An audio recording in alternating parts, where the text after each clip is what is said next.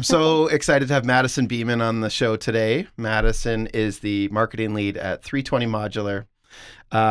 They are a Saskatoon-based designer and manufacturer of modular structures, offering turnkey building solutions.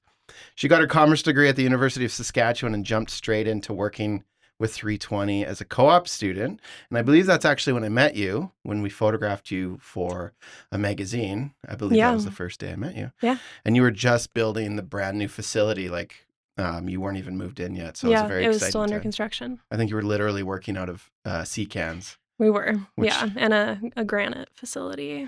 We were half and half. I didn't actually go see that, but I remember an older space.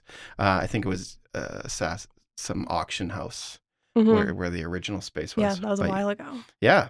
320 loved you so much they kept you on and never let you go. That's true. So thank you for being here. I'm really excited. Thanks for having me.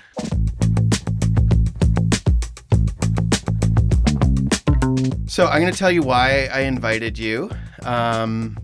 You've been from this, and this is from my perspective. So if I'm wrong, that's okay. You can correct me. Okay. But from the outside looking in, you've been entrusted with a lot at 320 Modular. You're not just managing marketing. You carry the brand, culture, and the voice of the company. And as an entrepreneur myself, I find that pretty unique. Your passion for that brand is very like you own it. I find that really interesting, really cool. Probably why they like having you around. Probably there's a good connection there. I know Brian from high school, one of the founders of 320, and I feel like he's a very smart guy and thoughtful and like wouldn't give away his trust without being like sure of it. So I feel like he's entrusted you with something that matters to him. And I think obviously it's been working out. So I wrote some warm-up questions. Are you ready for them? Sure. I don't know if I shared these with you. I don't think so. I don't think I did. So now you're doing marketing. Yeah. If you weren't though, what would you be doing? Event planning for sure. Oh, actually? Yeah, which is a huge part of my job, so it kind of worked out. But yeah, I would love to have a venue and just do like weddings and events. But I just put that passion into our Christmas parties and Amazing Race and everything else. So it works. Okay. And some of the projects we filmed with you were company events. Yeah, at our grand opening for the employee video. That was a big one. Before we started recording, you said you're the least, what was your words? You're the least marketing-y marketer. Tell me what that means to you. I think it really works out with our business. I obviously did a degree in marketing, and I went into it thinking that I really liked the science part of it and the strategy part of it.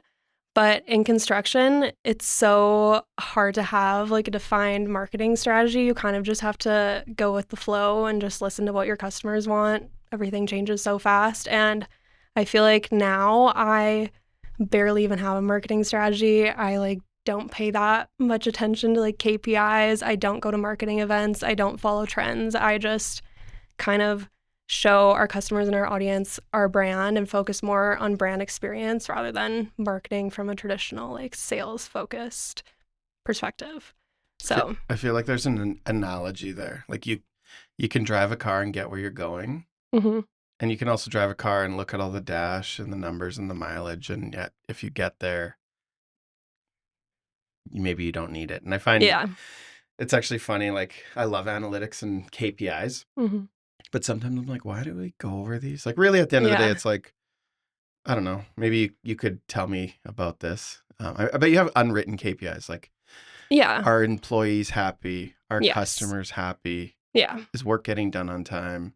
And is the business profitable?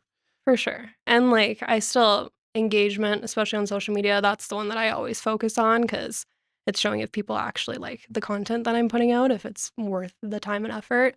And also hearing people actually say when you work at 320, being like, oh, I've heard of that, or oh, I've seen this. That stuff is really important and kind of points me in the right direction. But we're not focused on like follower growth or anything else like that. We don't do a whole bunch in Google Analytics or SEO or anything like that. It feels like, we'll get into this later. I got a few other questions, but 320 has kind of, for so long, they were the guys they were the guys on Dragon's Den. Mm-hmm. And in my mind, that's like the story's evolved. I mean, probably Oh, thanks for to the way sure. you're telling it. Yeah. Like it's now a sustainable standalone company. It's found success. I mean, they've gone through a few different places of Mm-hmm. growth. Now they're in, hopefully a place they don't have to move from. You guys tend to Hopefully. outgrow where you, I think Oh, the first project you did, you filled up your whole yard for building. So yeah, we just expanded another 5 acres, and even in the office, all of the private offices are full now, I think. So, and we've only been at this location for a little over a year. So we grow pretty fast, so but you'll have but to make, sustainable. yeah. Hmm. Did you guys build your own building? We did, yeah. So that was really important. It's definitely a showpiece for what we do, how we do it, who does it. So it's obviously we built it in place, not modularly, because it was right there. We weren't going to move it 50 feet. So Brian calls it modular built in place, but we could recreate that office using separate mods and tying them all together. And all of our materials and everything are suppliers that we often use. Our team designed and built it all. So when clients come in, they see exactly what they could get if they work with us, which is a big upgrade from the last place, which we didn't build and didn't show what we could do at all. If you haven't seen it, if you're listening to this, I'm going to describe it as like a visitor. So you go in, you have a digital or virtual reception. Yep. And then right to the left, you have this big open community space with a kitchen, with beautiful big windows, a big table, and that directly connects to your main boardroom. And Mm-hmm. then if you went straight ahead from the entrance, there's a big staircase and it kind of goes into the rest of the facility. It's a very open, beautiful space that we don't make the kind of revenue to build that, but like you're trying to inspire your clients to, you know, dream a little, Mm-hmm. show off your skills, and I mean, I think that's pretty cool. I would have never thought you could do that with modular building, like your facility. So that's Yeah. cool. Yeah. It really, I think we've challenged what people think of modular construction as. Like every time I tell someone that I work in modular construction, they think of ATCO trailers. And then you see a project like our office or Dumont Lodge, and you think there's no way that that could be modular, but it is. Impressive. Mm-hmm. I got some quick fire questions for you. Okay. Are you a morning person or night owl? Morning for sure. 5 a.m. wake up always. And have you always been like that, even in university? No, just working at 320. I like getting there early when it's peaceful and talking to the guys in the yard. And I love a 3 p.m. end time to go do whatever I want for the day. So you at work at 7, Yep. 6:30, 7 o'clock. Yep. Cool. Office or remote? Office 100%. I think, I know these are quick questions, but I'm No, go expanding on into it. them. We are one of the few companies, I'd say, that everyone on the team pretty much is like an in-office person. Like no one wants to be remote. Our company is built on collaboration. It's so much better to be in the office, to be able to talk to the guys in the yard and the designers and everyone working together.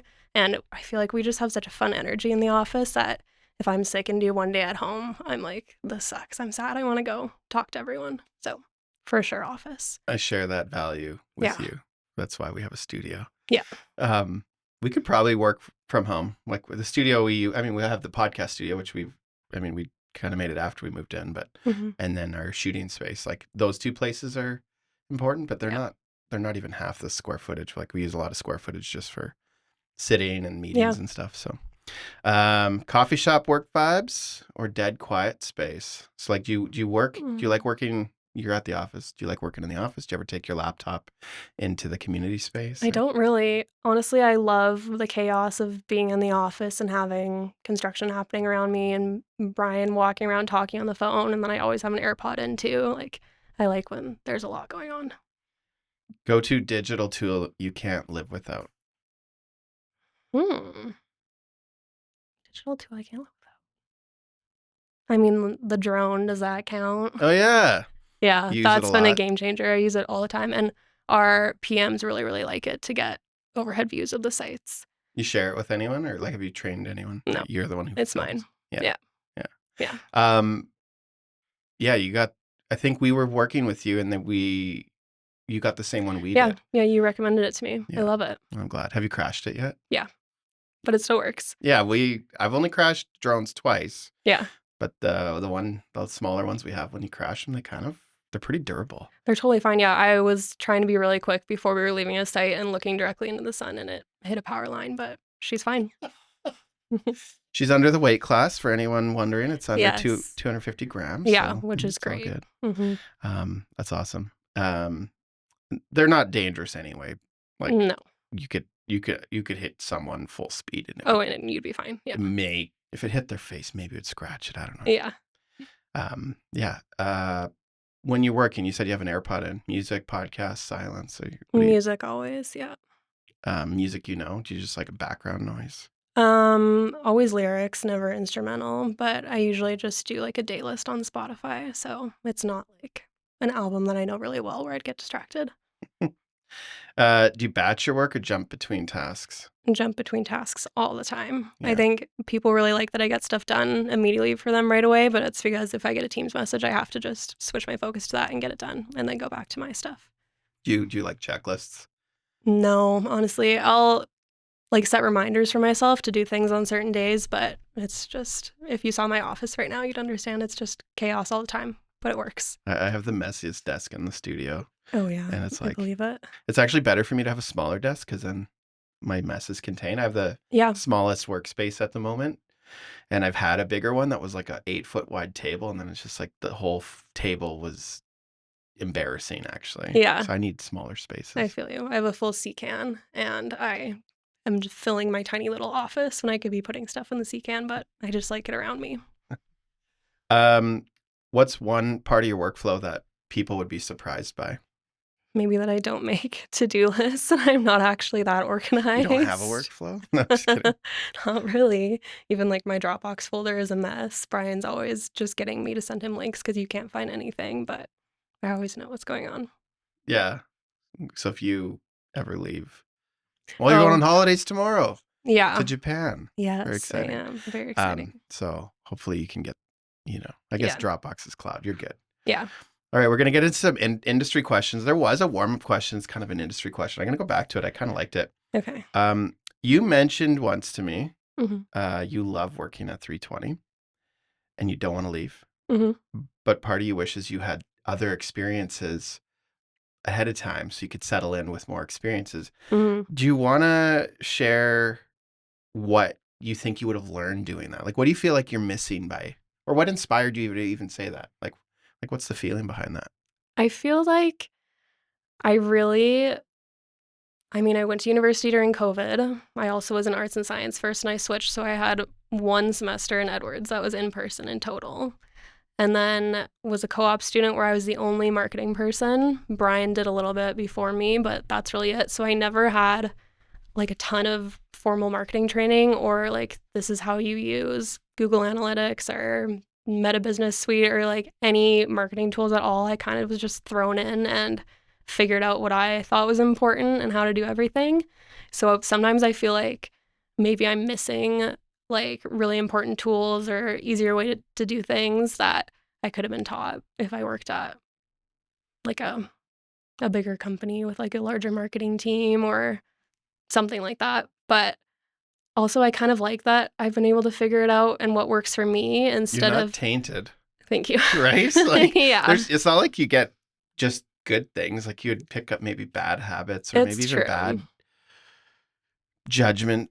I mean, Yeah. I shouldn't say that. Like, I don't like, but you could, there'd definitely be some things that like, not everything's. For sure. Yeah. always And I think the way that 320 works, there's a big adjustment period for people that come from larger companies where everything's so structured and laid out and you have to do everything by the rules that it's probably also nice that I didn't come from that because I was able to just kind of see how Brian and Evan ran things and just figure it out and take things upon myself a lot easier. So it's like maybe it would have been helpful, but also I think I'm doing an okay job how it is. So Do you think working with vendors and I don't think the construction industry probably parallels to a lot of different organizations like for sure. anyways. So Mhm. do you feel like I might have to edit this one. I had a question. I went off track. Okay. Let's not edit. I don't like editing podcasts. It's too much work. I'll just jump into the next question. I'll come back to it. I'll remember it. Okay. So there's a thing about 320 It's evolved a lot while you've been there. They're a growing company. What's it like to be a part of a company? Now, you don't have this other side necessarily, but Mhm. your perception. What's it like to be part of a company that's like growing so fast? You know, because if you worked and I'll stage this with another idea is if you work somewhere else, a lot of companies just kind of stay, Mhm. and growth to them is sort of just like keeping up with inflation. Yeah. Maybe like it's a lot slower of a process, and 320 is not like that. And Mhm. it, you know, it still has its roots in like as a startup, um, not that long ago. Like Mhm. it's, you know, we're not at 25 years yet. Yeah. You know, we're not at 50 years yet. So I don't know. What do you feel like that challenge? Like, what's the challenge there? I guess.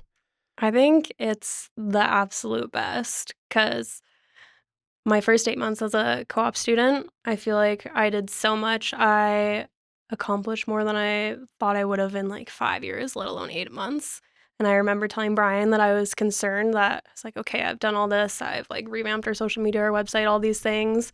I'm scared that I'm just gonna fall into, like, a maintenance role now." I'm like, I loved being able to help, like, build the brand more, and I don't wanna just maintain it after, and now I've been there for 4 years, and I'm definitely not doing maintenance work at all.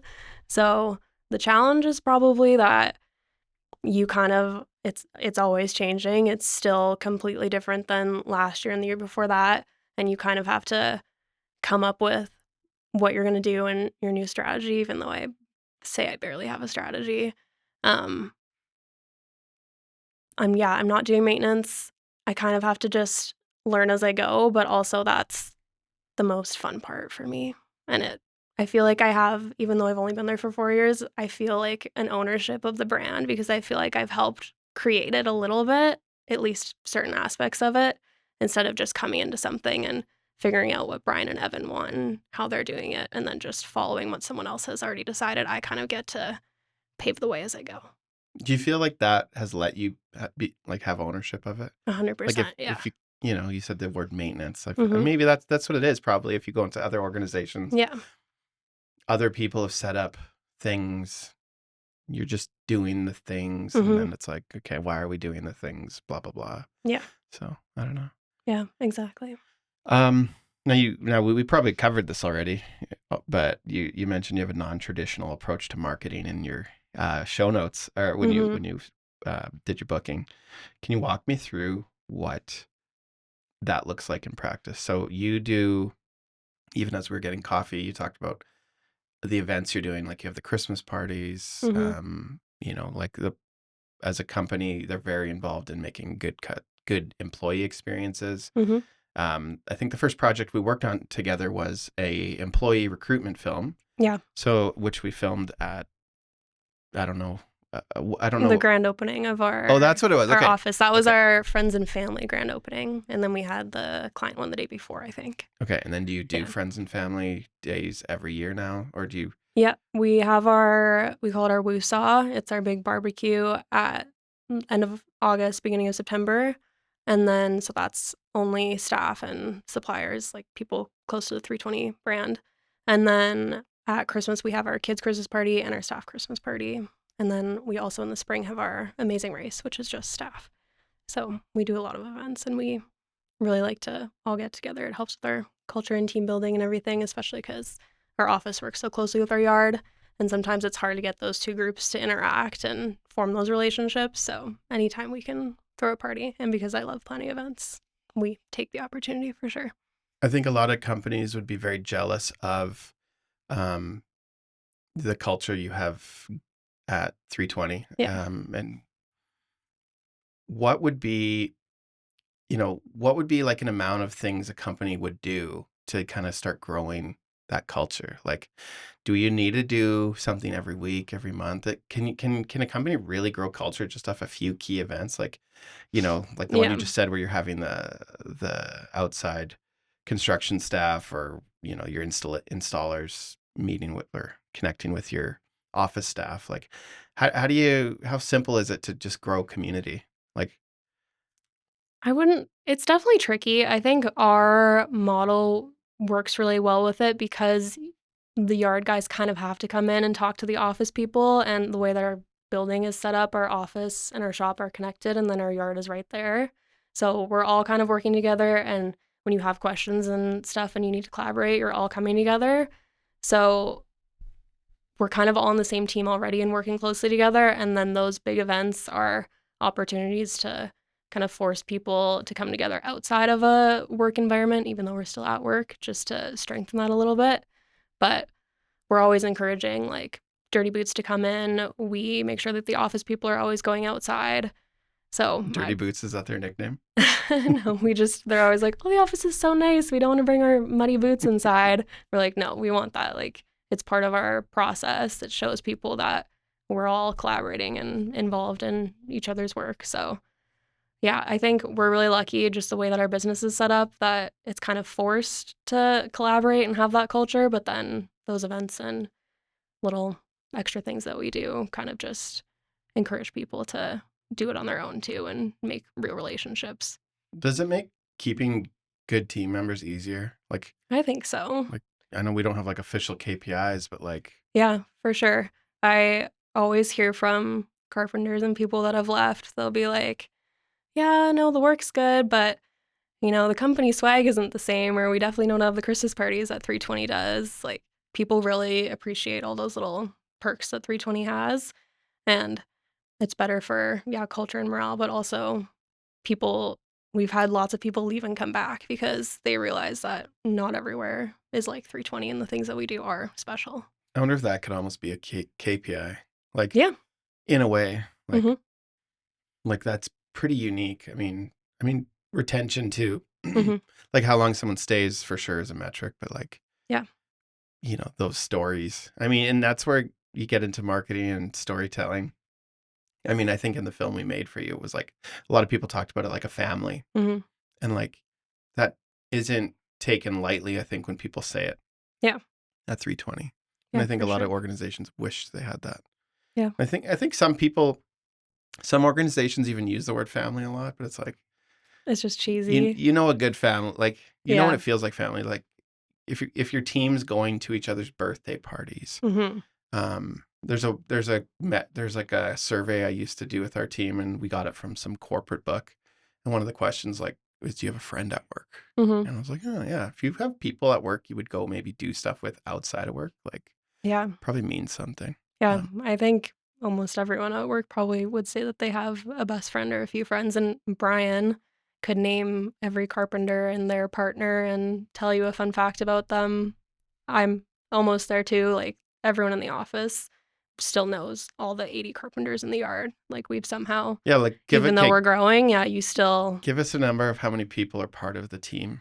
I think we're at maybe 96. It fluctuates a little bit with like students and stuff, but we've been floating around 100 That's since we've been in the new office. that's incredible. Hmm. It's very incredible. I think that likely this is a little maybe brag about Brian. Brian's the kind Hmm. of guy who, in my judgment, likes real relationships. 100%. And I think he likes, if he listens to this, I hope he does. I think he's the kind of person that like he is very trusting Hmm. as long as you deserve it. 100%. Yeah. Like, but he's also not afraid to speak up if you're not hitting the mark. Yep. And I think those traits make better relationships too. 100%. Like, so if you have a staff, like if you're too scared to say something, there's probably 100 stories before you were around, like in the early Hmm. days. Like if you have a staff and you don't say anything and things are just missing the mark, maybe their performance isn't good or their just quality isn't good. Yep. If you don't address it, then people don't know they're missing it necessarily. Hmm. And if you hold them accountable, it's actually the better way to build a relationship. And For it's sure. like, as a parent, I have 3 kids. Brian has 4. It's like you have to do that with kids, right? Like you have to like show them what a 10 out of 10 job is on, let's Hmm. say, I mean, we had this fight in our, not fight, but like deterioration of kitchen cleanliness quality. So we had to address that just like a week ago, and it was like, okay, this is what a 10 out of 10 looks like. You're Hmm. responsible for these. I don't like fighting. So let's get the system. And Yeah. if you hit it, this is good. These are the perks to you. If you don't, we'll have to come to it. So anyway, Yeah. he's he's probably got a lot of stories like that, which I think would be interesting to hear. For sure. I think leadership too is like, it's a skill that they talk about in the corporate world as like Mhm. an abstract thing, but it's really like empowering people to do work, holding them accountable to a bar. And I think people really thrive in place where they know they've done a good job. They know they've Yep. hit the mark. That's very rewarding. So, Yep. okay, how do you, let's move on. How do you get clear on who your audience is? So you are a modular manufacturing company. Mhm. You don't sell to everyone. I Yeah. likely in my lifetime will never be a customer of 320. Really? Like, I mean, like It's true. likely, like I don't even to own property for work, it's probably not No, that's in my exactly it. plan. Mhm. So how do you get clear on that? And how do you shape the content you create? Like what exactly is the goal? In your role, you're focusing a lot of your time on um, telling the stories of your company. You Mhm. use your drone. You have a really good camera. Like you're documenting Yep. the process, the work. Tell me kind of what that looks like. Yeah. So our focus is always showing customer success and then also quality of our buildings and our process. So just like the benefit of our process in 320. So my favorite use of social media and our content and everything is because we build mostly for Indigenous and rural communities, is just showing our clients the progress of their buildings in our yard and then also celebrating the groundbreakings, the grand openings, all of that stuff. So, specifically, like with Facebook, that's where most of our customers or the community members are from where we're building our projects. And then LinkedIn, mostly the business community. Obviously, Brian's really involved in the business community. A lot of those people can refer 320 to people that might need a building or business owners. We do a lot of projects for business owners as well. So that would be one area. And then we're also pretty well known in the design community. We have a great team of designers. So Instagram is more the designers. So even though I do post the same content on all three platforms because I just don't see the point of trying to curate it separately, or some people are only on LinkedIn, some people are only on Instagram, but they do want to see both. So we keep it the same, but knowing that those are kind of the audiences that we're making the content for, and knowing that it might perform slightly different on the different platforms. That's kind of how our audience works. Yeah. And what I focus the content on. Yeah. Does that answer it? Yeah, yeah. No, I think that's good. And so do you find there's, a lot of my clients talk about social license. They're just trying to be seen Mm-hmm. overall. It's not a trackable metric. Like brand Yep. awareness, no matter what anyone says, brand awareness is like still super important. Is that part of that strategy? Just like let's say, you said you work with Indigenous communities, so they're Mm-hmm. buying they're kickstarting these projects. I mean, and then they want to get excitement from the community. Yep. How does that kind of connect to what you're doing? Like, is the benefit like even just like someone's auntie up north is sharing it with their sister or For cousin or sure. kids, or the schools are talking to the chief, or Mm-hmm. all those kind of connections. Yeah, like I would say most of our business comes from word of mouth. So for sure, just being known in the different communities, we make an effort to go out to all the different communities often and meet with potential clients and get to know the people in the communities. But for sure, those project posts are the ones with like 80 shares where it's just all the people in the community that are excited and seeing it. And then they share it, and eventually it's in all the different communities. And that's kind of the best way to spread the word of 320, honestly. So that to me, I guess like to me that seems like organizations or these communities can trust you, For sure. Yeah. and probably in an underserved place in the market. Like Hmm. I bet you there's a lot of companies that get an RFP, build it, give them the keys, and just walk away. Yeah. Do you find like one community will talk to another, and then like all of a sudden they're like, these guys really take care of us, like, All the time. Yeah.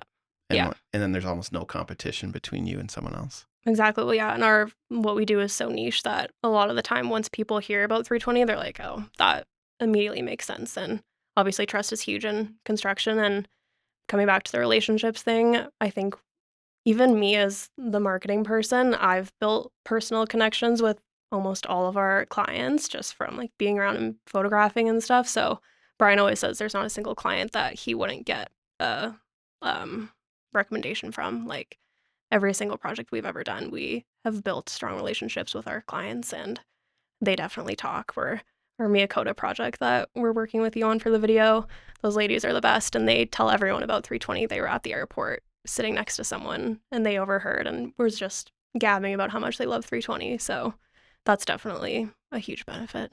How many how many builds would you do for unique customers in a typical year? Like your time frames are quite, like they're not that long. Like I don't know, with this project we're working on, you started It the was build a in? year from the sod turning to the grand opening, Okay. which is pretty crazy. Obviously, we were building a little bit in Saskatoon at that point, and design starts before that, but they're pretty quick, yeah, depending on the project. So I should know the number in a year. Because I assume some are huge and some are Yeah, smaller. for sure. And we do like so many school portables and everything within that. But Oh yeah, you guys did the portables at my kids' school. oh, really?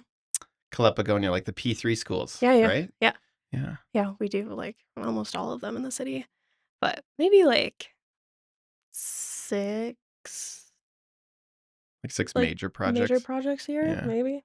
And then I feel like they if all blur together, but yeah. yeah, Yeah, well there's always your time frames are so long, so yeah, simultaneously you're probably working on maybe even more than that, like yeah, in all those different stages. yeah. I feel like we maybe have like 3 big ones going in the yard at all times, so So you don't something like that. so in construction you don't have anything to show in physically until it's starting to be built. Mhm. So a lot of that um a lot of probably what you need is like the drawings and stuff. Do you use a lot of drawings and 3D renderings in your like your social posts and stuff like that, or? Yeah, I don't post a ton of renders anymore, but we definitely, when we have clients in, we always do renderings, and we have a VR thing now, so you can walk through your render, which is pretty cool.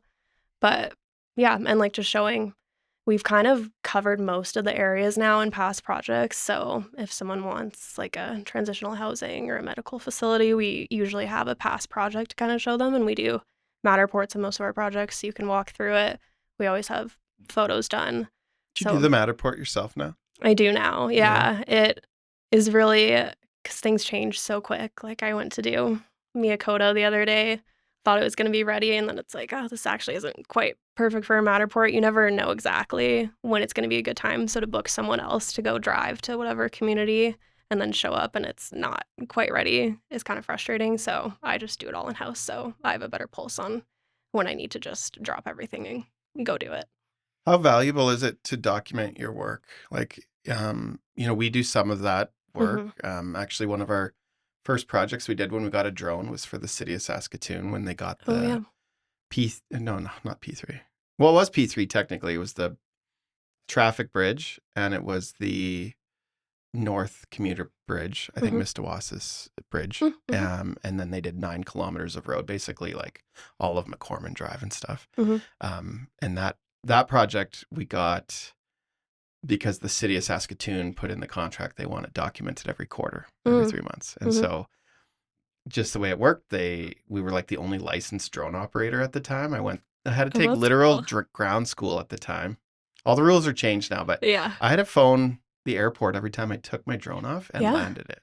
Yeah. And now it's like, you don't have to do that anymore. Yeah. Like, Thankfully. there's like one scenario where you have to, but Yeah. super interesting. But yeah, like documenting that was kind of interesting. Hmm. I think the demand for that kind of work is just insatiable. So doing it internally makes a lot of sense. Yeah. Yeah. It's really important, especially because we are not where our clients are. It's really important to be able to document the whole process of buildings to show them everything. And then also when we have new clients to have finished products documented to show them because you can't just drive a new client 5 hours up north to show them your product. You kind of have to have that all digital. So I try to document as much as I can. But So like you're half videographer, photographer, half other roles. yeah, I don't even, You're like the 10 list, halves. yeah, goes on. Yeah. But How beneficial is that to your organization when you're doing proposals, doing, quoting, even just like bragging rights. I mean, you win awards. I've seen Hmm. awards in your office from some of your projects, like, and you're documenting all these. What benefit is that, like, long term? Like, why has it been so valuable to, you know, do that? Like, Hmm. you know how to run a Matterport. So Matterport, if you don't know Yeah. what it is, it creates walkthroughs of buildings. Realtors use it sometimes. Hmm. And it's sort of like it makes a 3D view you can actually Yeah, get out of it's like too. a dollhouse, and then Yeah, dollhouse. you can also go in the back end and take still photos of all of it because it's like 360 photos. So if you are doing photography and you miss an area, you can go take a high quality photo from the Matterport. Take a photo in the Matterport. Yeah, Oh, that's cool. which is great. Yeah. Yeah, they're quite good. But yeah, it's like super beneficial to have that all documented. I think it builds credibility. It shows our portfolio because we do such a range of things. A lot of people still also think that we do shipping containers or just don't understand all that we can do. So to have something to actually show people, and then also it's just kind of fun to see. I do a yearbook at the end of every year with like a recap of everything that we've done. So it's cool to see how the projects have progressed and the new things that we've implemented and tried throughout the years. Do you like to get people, like team photos, things like that? Yeah, Yeah. yeah, a little bit. People get mad because I am never in photos, but I make everyone else be in photos. So some people say no, Well, but now we're documenting you. I know. Maybe Brian will. Well, I guess you do the website. Maybe it'll show up on the website. I don't know. We'll see. Depends how good my interviewing skills are. I guess so, yeah. Um, what's one project you're really excited about currently? Like, is there anything like, you're doing a lot of cool things. When everything's really cool, it starts to be like normalized. Mhm. There's a thing called hedonic adaptation Okay. where they did a study on people who win the lottery, and after 6 months, the feeling Mm. about their life doesn't, like, it's back to baseline. Yeah. Like, it's not special anymore. Mhm. So I guess, is there anything that is coming out that's special right now, or anything you're working on that's really exciting to you? Could be a building project. It could be like an internal project, maybe Yeah. a new website, maybe a new brand, whatever. I don't know. I think, well, Christmas parties I'm always excited about because I just love event planning and I go pretty hard on I make new branding for all the Christmas parties every year. So that's exciting right now for sure. But our English River First Nation Band Office project is super exciting. It just shipped this week and it's like a two-story gorgeous building. It's going to be insane. And I've always kind of struggled with how to document our process because it's hard to show in just photos how everything comes together. But the way that this building was positioned in our yard, I was able to put a GoPro on the top of our roof. So I have a time lapse of the entire process of all the mods being built and then moved around and shipped out. So I'm very excited. I just took the GoPro down to edit that and put it together and be able to show people that. And I also would really like to do a Matterport on site of it just with all the tie-ins and not completed so people can kind of see the stages because a lot of the time it's just I get okay, here's framing, here's like drywall and paint, but it kind of just looks like a normal building in photos, and then here's it maybe shipping and put together, but they don't see the like big openings between the mods or how our wall system is built or anything like that because we do a lot of high performance projects too, so it's What's not that mean? just What's high performance like, mean? really energy efficient. Okay. So, our walls are, like, super thick and have all these different layers, and a lot of people wouldn't see that, so the GoPro has captured all of that, and then also in that project, because I do a little bit of graphic design work, I've created a few murals in that, so I'm really excited for that to all be done and have all these different things to show for it. Okay, you're going on a trip tomorrow to Japan. Yes. Are you going to document the trip? See, this is what I mean by I'm, like, the least marketing-y person because I use no social media personally. I have the accounts just because 'cause they're, like, connected to 320, but I'm so bad at taking pictures when I'm out doing things. I don't post literally anything. I haven't posted since elementary school on my own social medias. So, I take photos to send to my mom and my friends, but I need to work on trying to, like, take videos and do more content for my own stuff. Yeah. Even at our work events, I have to like set a reminder on my phone and be like, okay, I need to go take photos, and then I can enjoy it because I'm just way too in the moment. Never take pictures at concerts. It's like my friends think it's hilarious that social media is part of my job because I'm just so not that type of person. I find it funny, like, well, maybe, okay, so it's like the shoemaker doesn't have shoes for himself kind of thing. Yeah. I tend to actually have similar feelings. Like when I go on a holiday, like I touch a camera, like I'm photographing like near, I bet if you looked at a year, I'm doing a project on average. Like if you took every project I did, I'm averaging probably 0.75 per day. Mm-hmm. Like it's like 4 out of 5 days a week. I'm doing some type of photography or Yeah. videography. And then when I go on a holiday, it's like I want a break. Like Yeah. my hands are tired. Like when I go on a holiday, it's usually like the day before I was working 10 hours. Mm-hmm. And the day after I get home, I'm working 10 hours. And, I just always have a camera glued to my hand. Yeah. But one of the things I've noticed is like we used to run a print lab out of our studio. So we had this Mm. huge like printer the size of an upright piano. Mm-hmm. And we made our own. Actually, I haven't given you a tour of the studio. You haven't been in here before. I have. Oh, Yeah. you did? Okay. Mm-hmm. Okay. So yeah, this actually used to be our printer room. Mm-hmm. And I learned what people printed. Mm-hmm. And it was always, you can take the most artistic photos at like a wedding. Yeah. And I'm going to talk about weddings because those are like a personal event. Mm-hmm. You can take the most artistic photos of a couple that are beautiful that they'll love to share, Mm-hmm. get lots of likes. But then when people print them, Mm-hmm. guess what they print? What? They print their family photos. Yeah. Everybody standing in a row looking at the camera. Yeah. The most boring. Yeah. Mm-hmm. And it's like, yeah, they're not technically creative. They're not anything particularly, unique or artistic, Mm-hmm. but they're the most special. Yeah. And so I kind of learned like, and then even in my own life, like we have some pretty large canvases in our home on the wall, and they're always portraits. They're always people Mm-hmm. looking at the camera because I want to see what, the expressions of my kids are. I want to, Yeah. the place we are is like just part of it. But the reason we go on trips is like, we're there to be a family. For sure. And so every trip we go on, I bring one camera, I put a 35 mil lens on it. Mm-hmm. And, sometimes I bring a tripod. If it's our main trip of the year, I will, just because like I know I need at least one photo. Yeah. Or I'll get a stranger walking by. Like I'll have my family line up. I'll know where I'm going. I'll mark. Usually it's on a beach just because of wherever we're going. Yeah. Mark a line on the sand and be like, take a picture here. That's cute. And then people take pictures, and that's how we get it. But like bring in the camera. I like those, like the quality of photo. I find from Mm-hmm. my phone, I actually really like video, but I just never like photos just because like, It's so hard once, like our social media, if I ever have to use an iPhone photo, it just kills me. I'm like, Yeah. I don't always have my camera at events and stuff, but once you switch, it's like, you get you used to can't it. do it. Yeah, Yeah. you get used to it. It's actually funny. This is a 16 Pro, but they just came out with the new 17 Pros. I think this one has one camera that's 48 megapixels. Mm-hmm. I don't own a camera that's that many megapixels. Like the ones we're filming on are like the ones a 32 megapixel. Mm-hmm.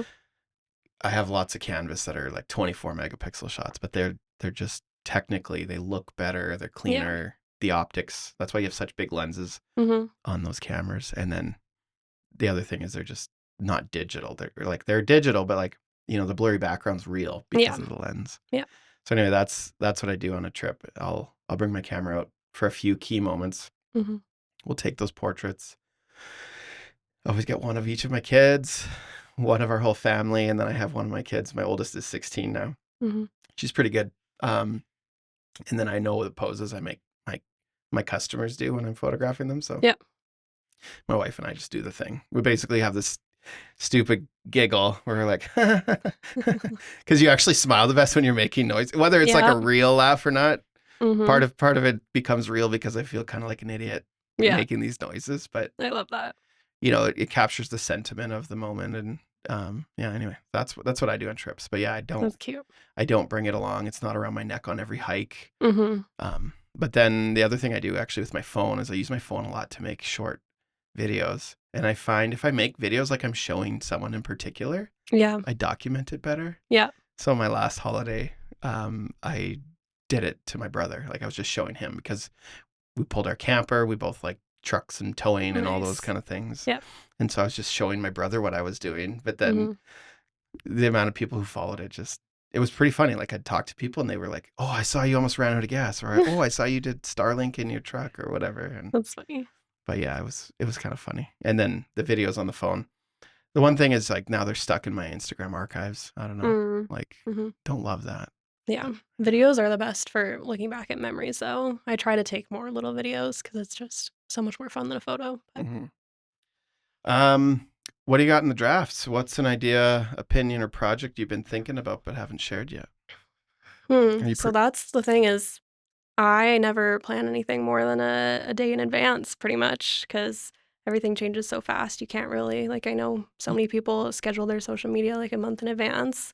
Mine is the day of or the day before, always. But I guess, yeah, we're working on the time lapse for ERFN and then gonna head back out to Miyakota and do those photos and the video. And That's when we come out, right? yes, yeah. Lovely. Yeah, that'll be fun. So those are the main things. I'll start my recap book soon, but I've never had anything scheduled or drafted more than 12 hours in advance, probably. Seems to be working. Yeah. Yeah. It's much easier because even I'll plan to take a photo one day. I'll go out and take the photos, and then the site super will message me and be like, "Hey, just so you know, we're doing a feature wall tomorrow." I'm like, "Oh, well, maybe I should have waited and taken photos then." So it's way better for me just to do it immediately and then edit the photos right after I take them, post it. It's done.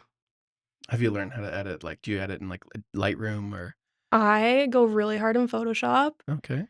I really, people think I'm crazy, but the photos look so much better when there's no trash cans or ladders or just like materials everywhere. So the before and afters are hilarious. I always play like spot the difference with Brian. I spend so much time photoshopping things out of our photos just so you're focused on the building, not the million things that are around in a construction site. So spend like basically all my time in Photoshop for editing photos. I'll do a little bit of Lightroom if I'm like struggling with the lighting, but mostly Photoshop is where it's at. That's actually that's our workflow for portraits. Yeah. So if we edit portraits for like professional headshots, Mhm. first thing we do, we just make sure the color and exposure is good. Yep. And then we go into Photoshop. And the first step we do is we call it a cleanup. Mhm. It's just like anything not permanent. Yep. Could be dandruff. I mean, my sweater's really good today, but you know, Mhm. if you have little dandruff or Fuzzies, yeah. fuzzies or whatever, any little like pimples or zits or whatever, Mhm.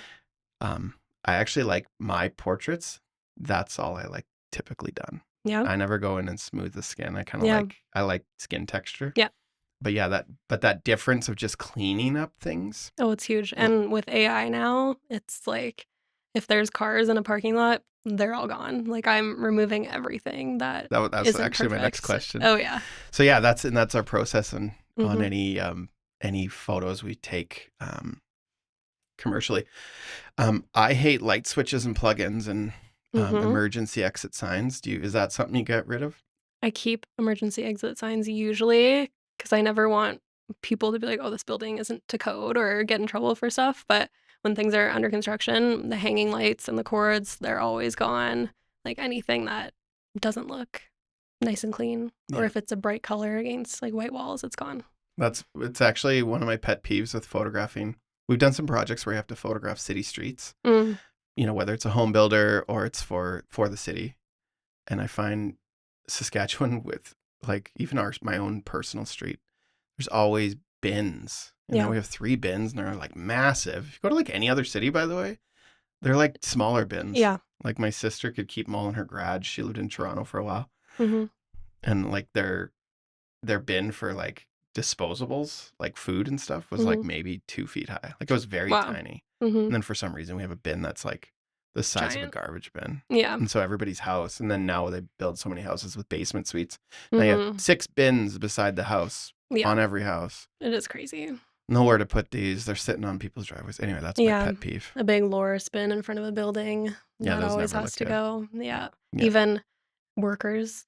Everyone's always like, "Oh, I don't want to be in the picture." I'm like, "You won't be. Trust me. Like, I know you're in the shot, but you will be gone." It's funny Just how like that cleanup by itself can mhm. almost make the photo Oh, it totally better. does. Yeah. People will comment sometimes like, "Your yard is so clean. This is so impressive." I'm like, "Mhm.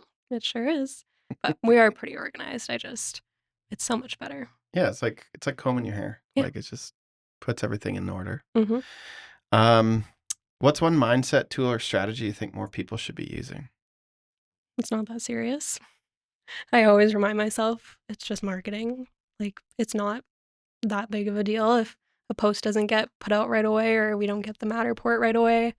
You'll always figure it out. And you just gotta listen to what your audience is saying and adjust. It's fine to post something and it not perform super well. You don't have to delete it. Just know what you're gonna do different and keep going. It's not that serious. Like that. We're basically at the end. I got a couple more minutes. I did want to ask you. Mm-hmm. You said you use Photoshop AI. Mm-hmm. We got to talk about AI. Yeah.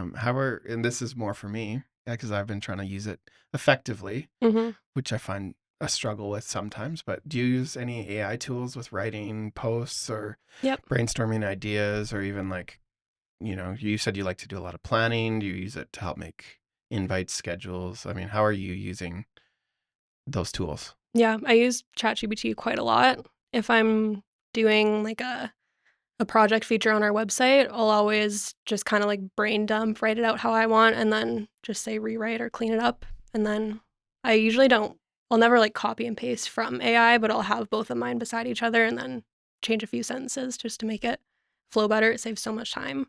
And I use it a lot for ideas, especially for our events. So our kids' party this year is candy carnival kind of themed. So I'll say, give me some craft ideas for candy carnival. And sometimes they're terrible ideas, but it usually sparks some sort of direction for me. And then I can go on Pinterest or come up with my own stuff after that. But I'm on ChatGPT at least like 3 times a day, probably. Mm-hmm. Mm-hmm. Well, you use a Mac. You probably know like Command Space is your Mm-hmm. ChatGPT window. Mm-hmm. Um, I this was a tool from another guest on the show. They told me about this app called Granola. And so I've been using it since. You Mm-hmm. might like this. I got to tell you about it. Okay. And anyone listening, you can do it on your phone. Mm-hmm. You can do it on your desktop. It can listen in on meetings from any app because it's on the computer. So Yep. you give it access to your computer.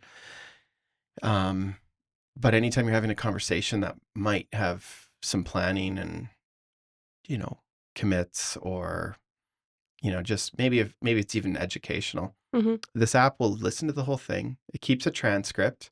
And then it's by default trained. It's like the back end is ChatGPT, Mm-hmm. but then it's trained to make summaries of the notes, the ideas, Okay. and then outputs.